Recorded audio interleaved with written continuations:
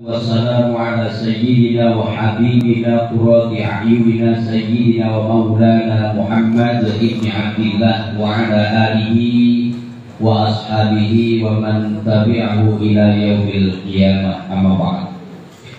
Julasana al-afadil al-fudala wal kurama, para masyayikh, para sesepuh, para orang tua kita, para guru kita yang menyempatkan hadir pada malam hari ini yang sama-sama kita muliakan.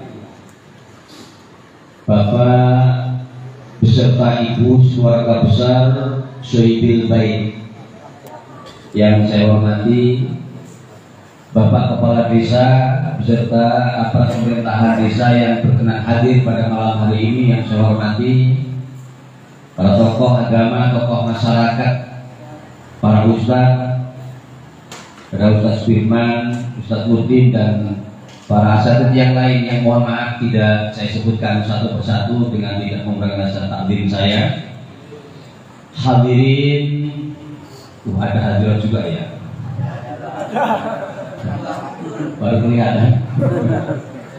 Hadirin wal hadirat rahimakumullah. Awalan mari bersama kita haturkan syukur kita kehadirat Allah Subhanahu wa taala biqouli tahmid. Alhamdulillahirabbil alamin. Malam ini atas kuasa, izin dan takdir Allah kita dapat hadir memenuhi undangan Sohibil Bait, sekaligus kalau tidak salah tadi memang ini giliran ya yang acaranya komplit, dimulai dari giliran Yasin malam Jumat Pak teman ya, ditambah sekaligus memperingati 100 hari wafat ayahanda dari Sohibil Musibah atau Sohibil Bait. Kemudian disambung juga dengan diniatkan bersama untuk haflah Maulidin Nabi Muhammad Sallallahu Alaihi Wasallam. Saya rasa ini satu rangkaian acara yang luar biasa, luar biasa. Masya Allah. Giliran Yasin malam Jumat ini salah satu cara untuk menghambat kiamat. Pak Lurah, mohon maaf, mau izin ditutup ini. Saya hanya ikut tuan rumah. Sebenarnya saya agak kurang enak, tapi ya sudahlah, malu saja. Karena al-dhaifu kal mayyit, tamu itu laksana mayit. Suruh jalan-jalan, suruh duduk-duduk, suruh pulang-pulang. Nanti kalau belum disuruh pulang, saya nggak pulang juga. Kenapa saya katakan menghambat kiamat? Sebab selagi masih ada kalimat tauhid yang selalu dikumandangkan, maka kiamat akan ditunda oleh Allah Subhanahu wa taala. Kita kepingin kiamatnya diundur, istiqomah ya, untuk terus giliran Yasin. Di samping daripada itu, Nabi juga mengatakan bahwa wazayyanallahu al-ayyam biyaumil jum'ah. Allah itu menghiasi dari semua malam, 7 malam putaran 1 minggu, yakni atau hari, dengan adanya hari Jumat. Wazayyanallahu ayyam biyaumil jum'ah. Allah menghiasi hari dari putaran 7 hari, yakni dengan hari Jumat. Oleh karenanya Nabi juga menegaskan bahwa sayyidul ayyam yaumul Jumat. Kullu amalin yu'malu bih, setiap amalan yang dilakukan pada malam atau hari Jumat ini akan dilipat gandakan, dilipat gandakan oleh Allah Subhanahu wa taala. Mudah-mudahan amalan yasinan giliran malam Jumat ini benar-benar kita akan memperoleh satu jaza yang diperbanyak, artinya yang dilebihkan dari amalan kita. Amal kita 1, upahnya lebih dari 1. Amin Allahumma. Ada yang kita lakukan pada malam Jumat, tapi memang agak berat malam karena siang kita capek, malam-malam harus jalan. Tapi jangan khawatir, kata baginda Nabi bahwa al-ujrah bi'adadi ta'ah, pahala itu akan dihitung sejauh mana tingkat kesulitan. Semakin sulit amalan itu akan semakin tinggi nilai pahala. Maka sholat 5 waktu pun yang dihitung nilai tertinggi itu adalah atamah wa subuhi. Atamah itu maknanya isya, subuh. Karena 2 waktu sholat ini yang paling berat. Nek mriki nek subuh enek apa apa? Apa dia?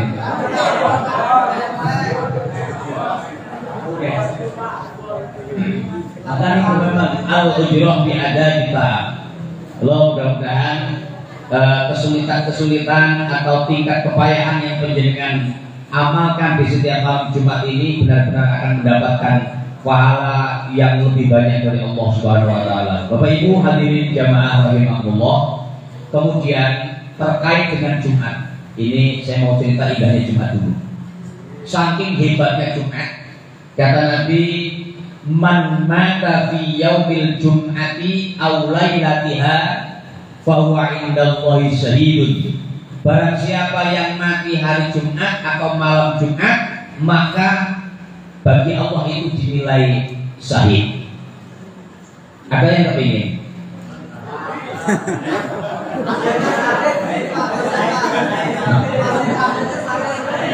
Ya, begini. Karena memang setiap perkara itu ada 2 macamnya. Ada perkara yang dihadiahkan, ada perkara yang diusahakan. Kalau balik ini ya, perkara itu mekali. Kalau nggak dihadiahkan maka diusahakan. Jadi ada yang memang oleh Allah dikehendaki mati Jumat, ini berarti hadiah dari Allah. Nah kalau memang Allah nggak ngasih ya diusahakan.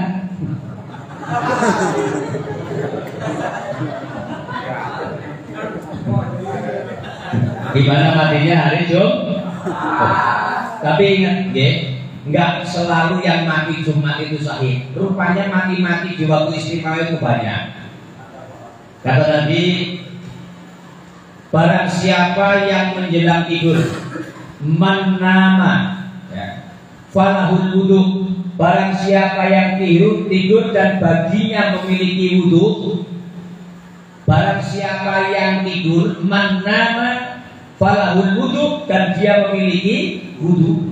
Pas mau tidur, sebelumnya berwudu dulu. Kemudian summa adrakahul maut, dan ketika tidur mati itu menemukan dirinya, artinya mati itu menjemput dirinya. Maka yang seperti ini juga kata Nabi, fahuwa indallahi syahidun, dia akan diterima oleh Allah sebagai hamba yang mati syahid. Maka dulu banyak para wali itu yang punya amalan istiqomah, ya biasa sholatnya 5 waktu ya kayak jenengan. Tapi ternyata setelah wafat dia dikenal seorang wali. Begitu diselidiki punya amalan apa sih? Rupanya beliau dawamul wudu, nggak pernah putus wudu.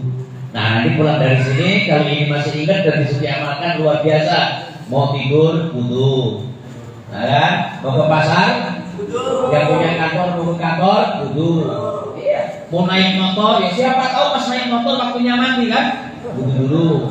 Mau ngarit, wudu. Mau mandi, ya mau tidur, kan tidur ini waktu yang sulit kita prediksi. Pertanyaannya, masihkah kita bisa bangun atau bablas ketiduran nggak bangun? Nah, saya tahu sebelumnya juga wudu akan diterima sebagai hamba yang mati syahid. Nah, mudah-mudahan lah ya. Pokoknya ini yang hadir ini kayaknya calon-calon mati syahid semua ini. Yang kayaknya dua kalau nggak syahid sangit. Kematian karena ini kebetulan dengan hormat meninggal untuk 100 harinya almarhum Pak Suryono. Pak Suryono. Masya Allah, manusia ini al-insan minal adam ilal wujud sumber adam. Manusia itu dari nggak ada kemudian ada dan nanti nggak ada lagi. Kalau kata lagu langgam Jawa tua dulu itu ada lagunya itu. Katanya saat aku biyen ora ono. Ini biasanya pakai yang kita tulis. Saiki dadi ono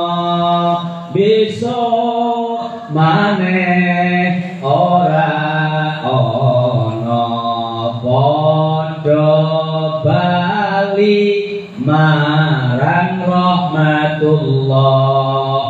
Pak Kades gimana? Paham ya Pak Kades ya? Pokoknya dipaham-pahamkan aja lah ya. Banyak dulu kita nggak ada, kemudian hari ini ada, dan suatu saat kita akan kembali tidak ada. Apa ini maknanya? Maknanya makhluk. Kenapa? Karena yang abadi itu hanya Allah Azza wa Jalla. Kemudian semua makhluk ini adalah fana, sirna.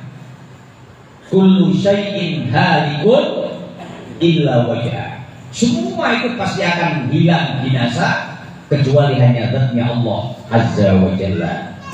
Sama. Makanya kan ada ibu-ibu mati, bapak-bapak, adik-adik mati semua kan gitu kan ya. Orang kaya mati, raja-raja ya mati semua. Nggak ada yang nggak akan mati. Ini sudah menjadi ketentuan ketetapan Allah Subhanahu wa Ta'ala. Nah, yang terpenting hari ini sebenarnya apa dan bagaimana ya hidup ini, kemudian seperti apa setelah nanti mati. Ini yang perlu kita pikirkan. Karena memang sudah menjadi ketentuan Allah, manusia ini proses perjalanannya cukup panjang, dimulai dari alam roh, kemudian turun ke alam kandungan, lahir ke alam dunia, kemudian nanti ke alam kubur atau alam barzakh, baru nanti alam akhirat. Yang sering dengan sebut-sebut alam kubur sebagai tempat peristirahatan terakhir, yaitu silakan diucapkan tapi jangan diyakini. Kenapa?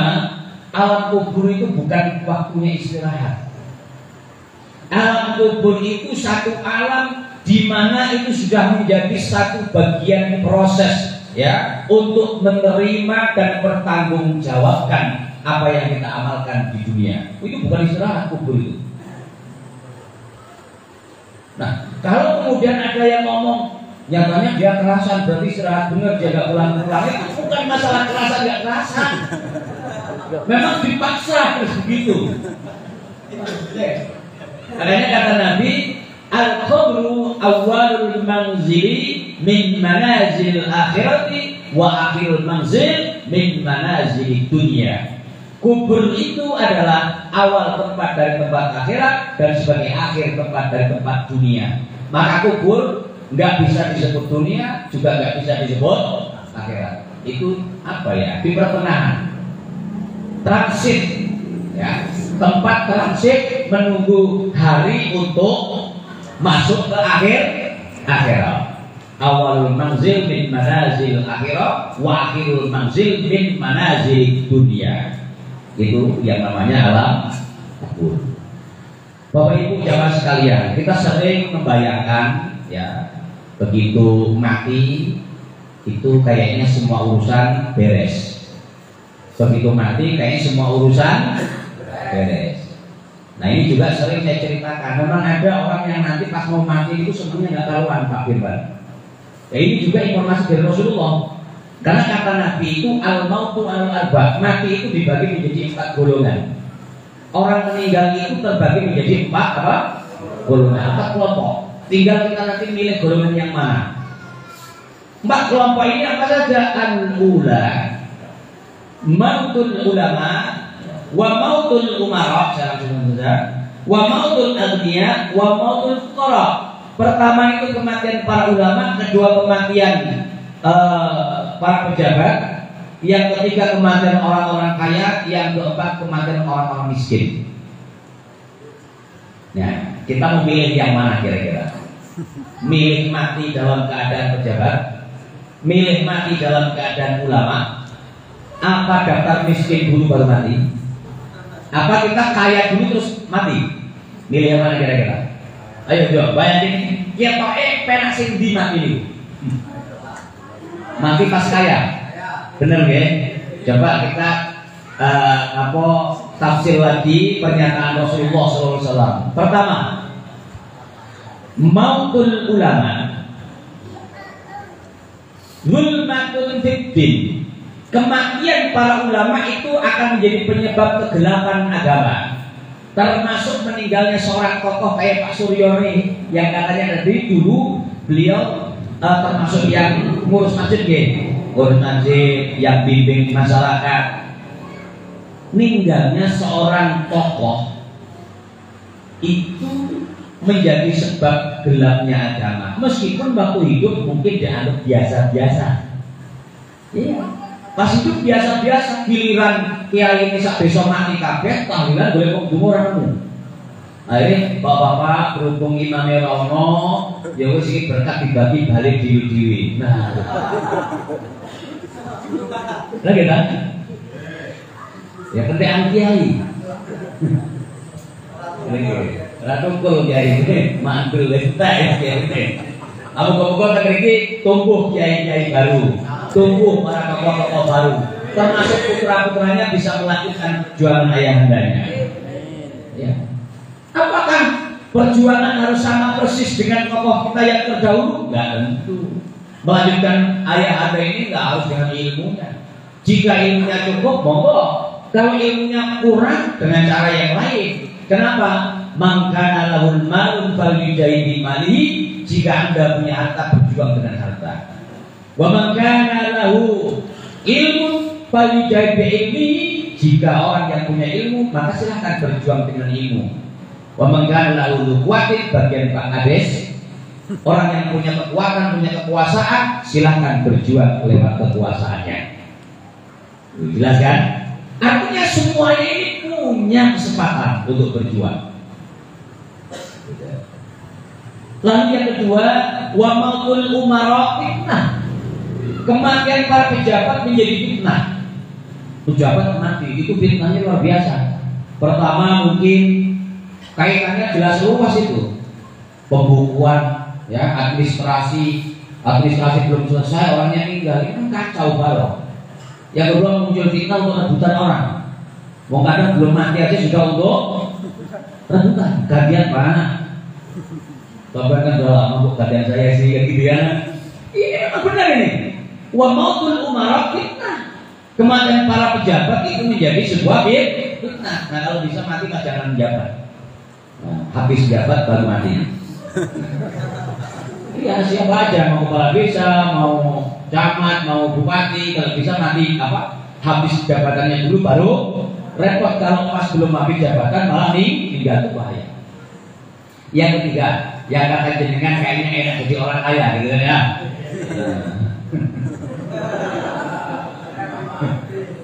Wa mautul agniya salatun. Matinya orang kaya itu nelongso.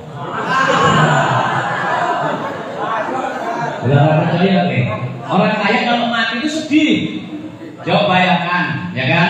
Mobil baru dibeli belum sempat naik, mati. Rumah baru selesai dibangun, baru seminggu diresmikan, mati. Istri baru ganti. Jadi pas dengan layak itu di meja itu mikir, kan piye nasibku. Wah ini kowe kok. Wes nyawang bojone sedih. Malah Dek.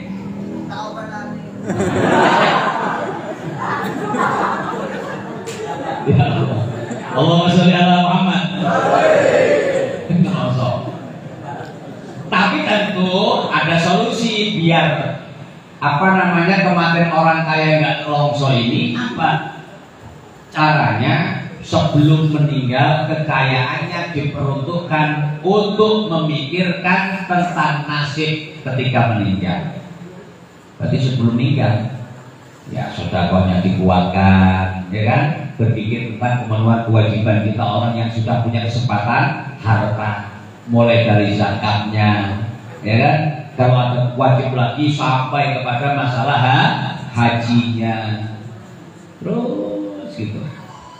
Insya Allah pas nanti aman, karena sudah banyak yang ditabung untuk dibawa ke akhir.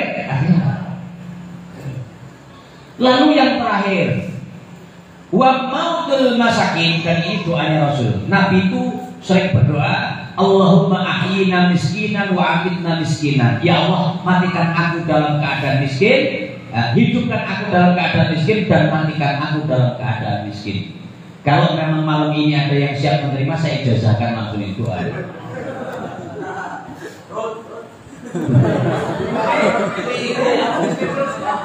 Nah, ini doanya Nabi loh. Salah satu doanya Nabi yang umatnya males ngikuti doa ini. Kalau ngomong cinta Nabi, cinta ikuti cara Nabi, iya semua Nabi, betul. Coba orang yang semangat dikit-dikit sunat, tamarin doa itu, mau nggak itu? Nabi kan doanya Allahumma ahyina miskinan, hidupkan aku dalam keadaan miskin, matikan aku dalam keadaan.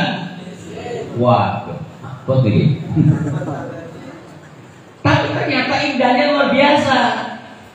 Kematian orang yang miskin, kata Nabi, wa mautul masakin, matinya orang-orang yang miskin, kata Nabi, itu bahagia, senang. Datang Israel, assalamualaikum, waalaikumsalam, siapa jenengan? Israel, ente nopo?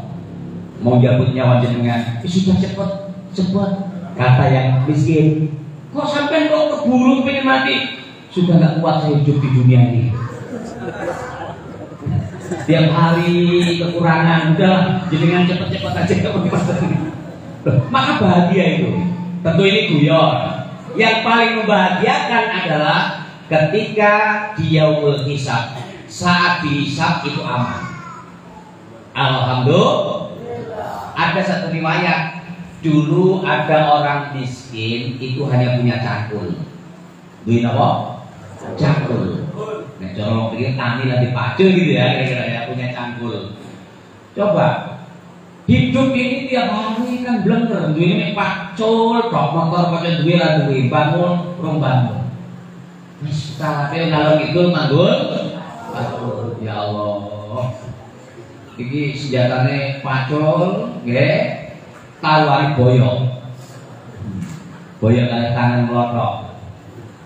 Dunia sendiri. Akhirnya domo ya Allah, limpahkan rezeki kepadaku yang banyak ya Rob.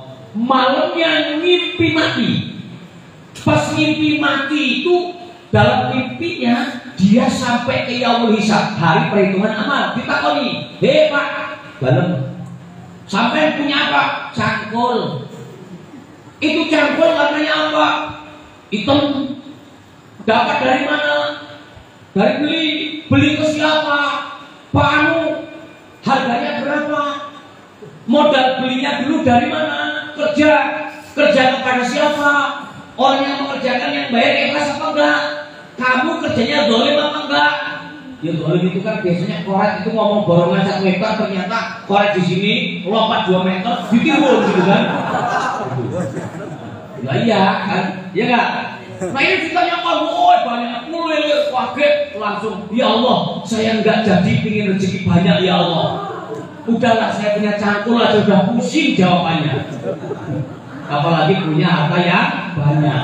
Ini mau ditanya semua. Coba, makanya jenengan-jenengan yang punya banyak itu, mumpung belum ditanya-tanya, dikasihkan ke orang-orang.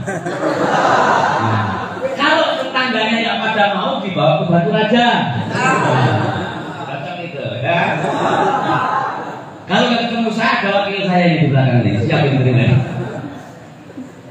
Ini rupanya kebahagiaan orang yang meninggal dalam keadaan miskin. Artinya sebenarnya empat-empatnya punya kesempatan bahagia, empat-empatnya punya ancaman celaka. Sepanjang bisa memanfaatkan apa yang diterima semasa hidupnya, dengan dia ulama mengamalkan ilmunya, dengan dia pejabat merawat jabatannya, bertanggung jawab ngopeni umat, dengan dia kaya mentasawufkan sebagian hartanya di jalan Allah, dengan dia miskin sabar ikhlas menerima kemiskinan, semuanya tetap dalam keadaan mulia. Amin Allahumma amin. Untuk Pak Suryono pun kadung lihat, ya kan? Nah ini masalahnya, saya juga mau berbagi khusus untuk keluarga.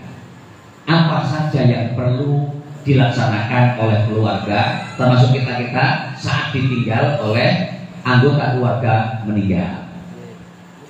Tentu yang pertama, 4 perkara wajib itu sudah menjadi maklum kita bersama. Dimulai dari memandikan, kemudian mengkafankan, menyolatkan dan menguburkan. Ini tanggung jawab siapa? Tanggung jawab orang Islam, bukan harus keluarga kalau ini. Lalu siapa saja yang melihat kematian seorang? Berapa orang? 1 orang cukup. Karena ini hukumnya fardu kifayah. Tapi tentu kalau 1 orang kan tentu ya. Masa mau gali kubur sendiri, mau memandikan sendiri, Masya Allah. Mungkin ada hal-hal yang penting yang saya ingin berbagi kepada saudara-saudara.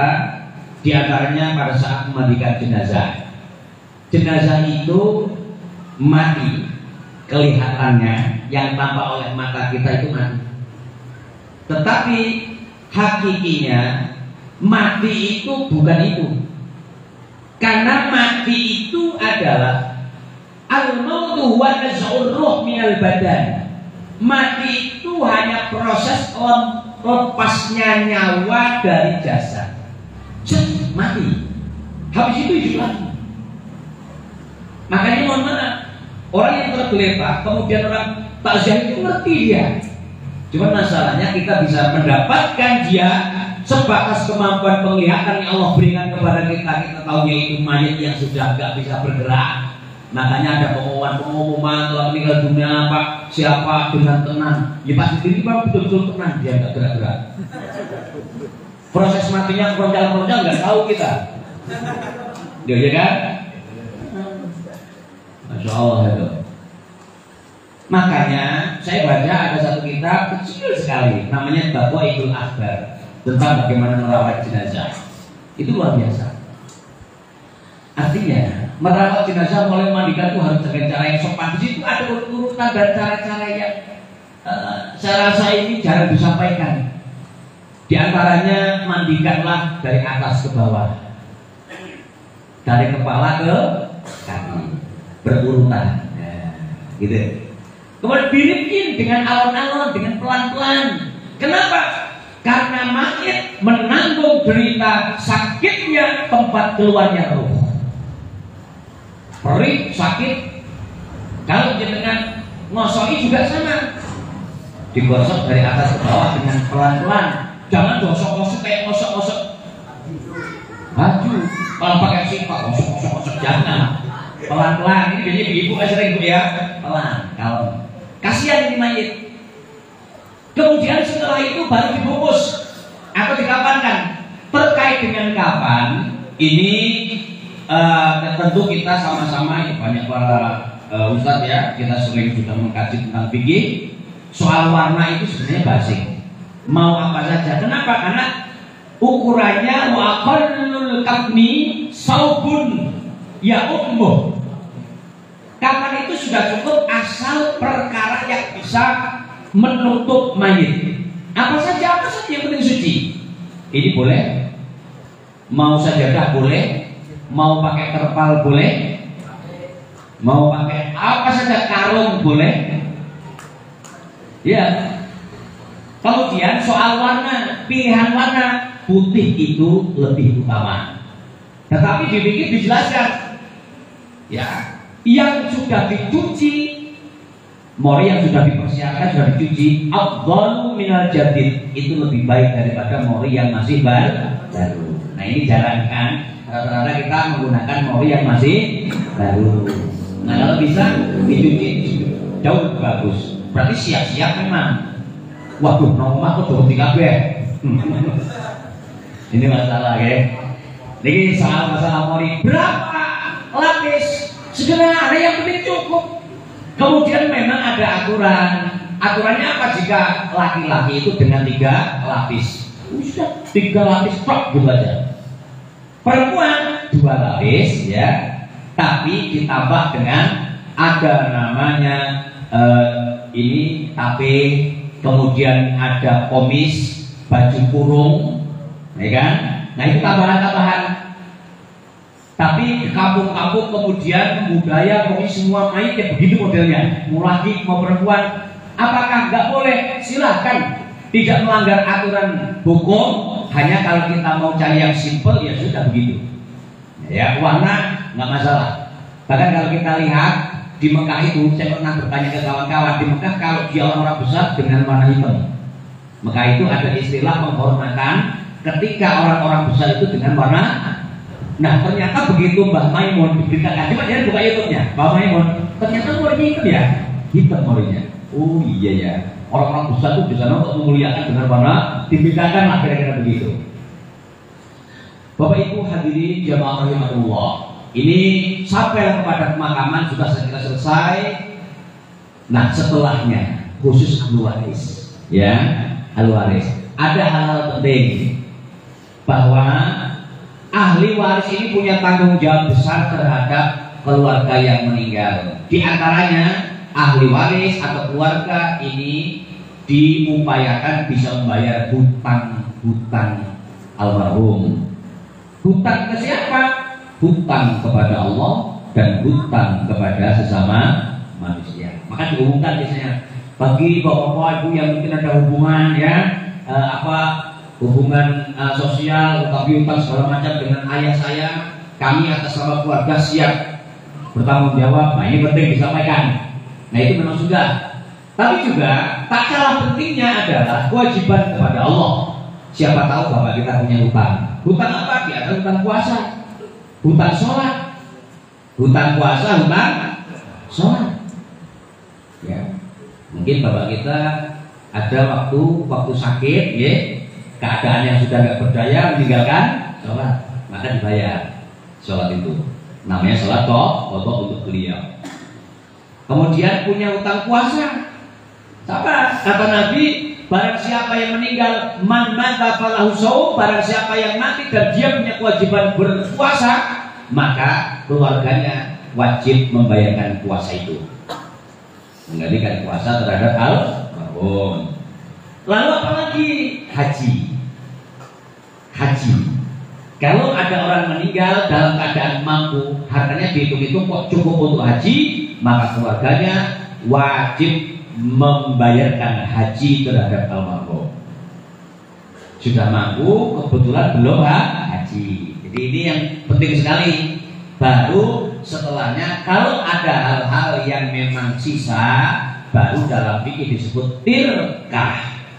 Diatur dalam ilmu faraid, yakni pembagian tirkah atau pembagian tinggalan dari almarhum. Jelas ya? Jadi ada beberapa tahapan-tahapan yang diselesaikan. Lalu apalagi yang dilakukan oleh keluarga, terutama putra putrinya? Begini, kata Nabi, idza mata ibnu adam in qata'a amalu. Setiap manusia ketika meninggal itu sudah selesai, nggak bisa apa-apa. Maknanya nggak bisa apa-apa. Maka in qata'a, gugur, putus. Nggak ada orang mati masih sholat, nggak ada orang mati masih sedekah, kan nggak ada. Ada semuanya illa min salasin, kecuali 3 hal. Salah satunya adalah waladin sholih yad'ulah, anak yang soleh yang bisa mendoakan orang tua. Ini salah satu yang saya bahas. Ciri-ciri anak soleh seperti apa? Anak yang bisa berbakti kepada orang tua. Nah orang tua sudah gak ada, masih banyak kesempatan. Salah satunya malam ini diadakan zikir fidah ini kan termasuk karyanya anak-anaknya. Ini luar biasa Pak Tok. Ini sebagai bukti bahwa putra putrinya cinta kepada beliau dan tetap berbuat baik terhadap beliau almarhum. Nah, apa yang akan diperoleh oleh jenengan? Amal yang luar biasa pahalanya adalah amal birrul walidain. Bakti terhadap orang tua ini luar biasa. Bahkan diinformasikan lewat hadis qudsi, qul ya Muhammad, katakan, sampaikan wahai Muhammad, lil bari, kepada anak-anak yang bakti terhadap orang tuanya, kayak jenengan ini, ikmal nasikum, silakan lakukan apa maumu. Istilahnya sembrono los akhirnya, tapi nggak disuruh ya, akhirnya begitu. Ini Allah sendiri yang dawuh lewat diskusi, dilisankan lewat lisan sucinya baginda Nabi Muhammad Sallallahu Alaihi Wasallam. Apa jaminannya?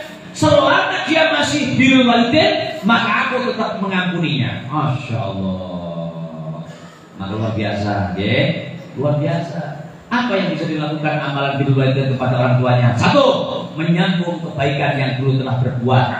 Kalau bapaknya dulu merawat masjid, lanjutkan perjuangan itu. Ini cara birrul walidain. Sambung kerabat yang dulu pernah disambung oleh bapak. Kalau bapak pernah akrab dengan orang, sampai nggak boleh putus hubungan, sambung lagi. Ini dulu kawannya bapak, disilaturahimi dan seterusnya. Ini cara birrul walidain. Lalu apa lagi? Doakan beliau. Dengan cara apa? Banyak, termasuk tahlil yang disebut dengan zikir tidak, zikir tebusan. Apa hebatnya tahlil? Dulu ada satu riwayat ya, ada satu kisah begini. Orang sudah selesai dihisab, ada orang yang dijatah masuk neraka. Tahan dulu, kata Allah. Sebentar. Kenapa ya Allah, ini kan jatahnya neraka? Enggak. Siapa tahu dia pernah baca tahlil. Loh, apa hebatnya tahlil? Tahlil ini luar biasa. Barang siapa yang tahlil sekali saja, khalisan mukhlisan, yang benar-benar khusyuk, yang benar-benar ikhlas semata karena Allah, maka dakhalal jannah, jaminan yang pasti masuk surga. Dakhalal jannah, pasti masuk surga. Syaratnya ikhlas. Lalu ini orang kemudian dikorek-korek, ternyata masih ada simpanan amal yang pernah bertahlil sekali. Begitu timbangannya, tadinya full, memang banyak mungkin bohongnya iya, nipunya iya mungkin ya. Orang ini semacam-macam lah, misalnya kelas-kelas kita lah kira-kira begitu. Maka jangan akhiri ditumpangi tahlil satu langsung balik 100%. Jangan kekala. Alhamdulillah. Ini tadi dibacakan berapa? 10.000, 100.000, oh 70 ya, pakai kubro ya, subro, pakai subro, nggak apa-apa, bisa 70, bisa 100. Karena istilah bid'ah ini boleh juga disebut dengan atako. Ngatako ini membebaskan, tidak ini menebus, sama maknanya, ditebus dalam rangka supaya bebas.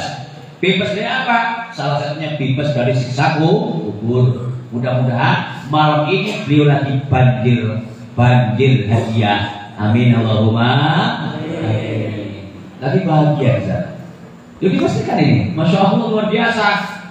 Oh, kiriman satu, kalau satu aja kalau diterima jengat ya. Lah ini 70.000, subhanallah. Nah, ada kalau yang Anda iri boleh daftar malam hari ini.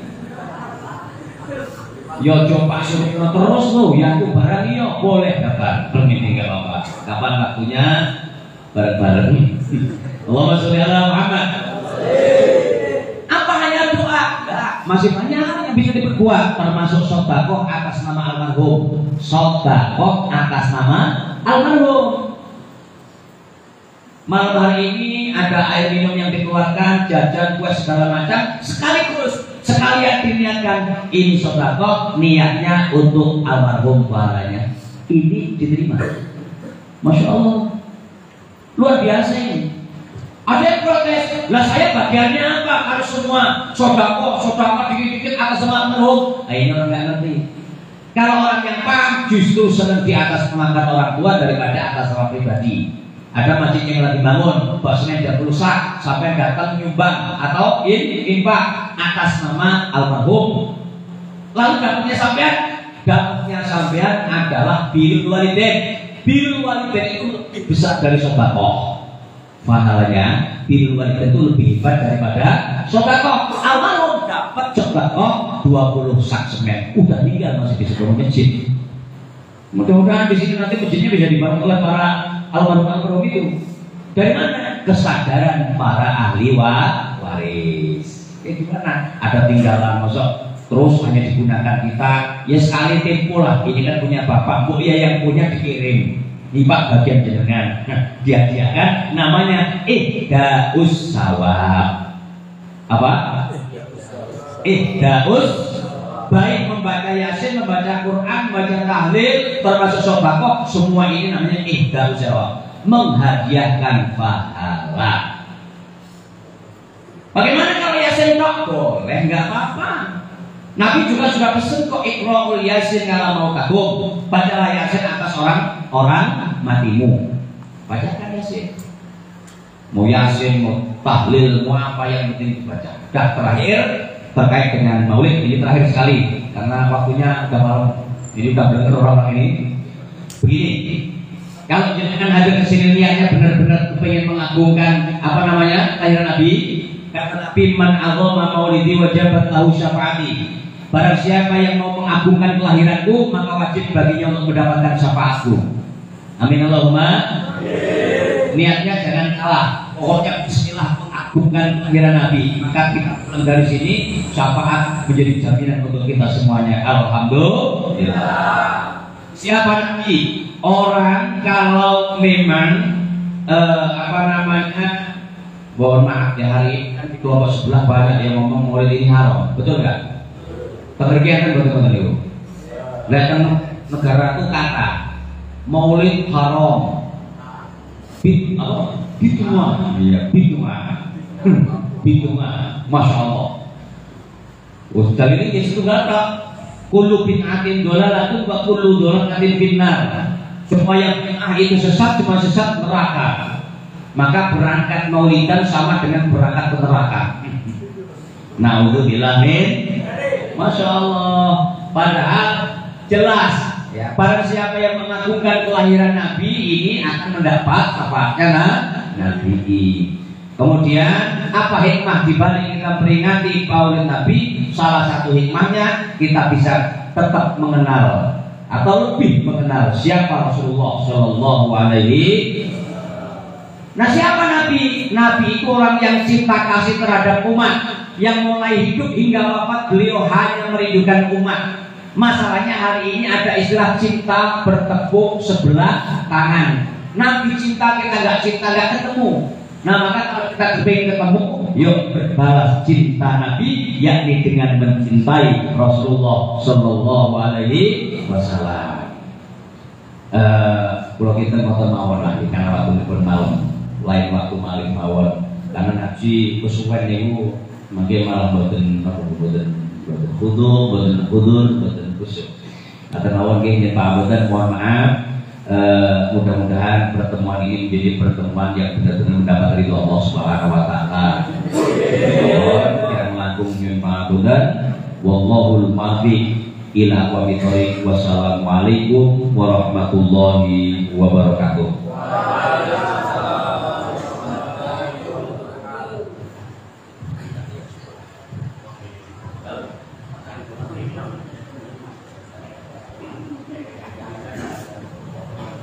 Kami aturkan terima kasih secara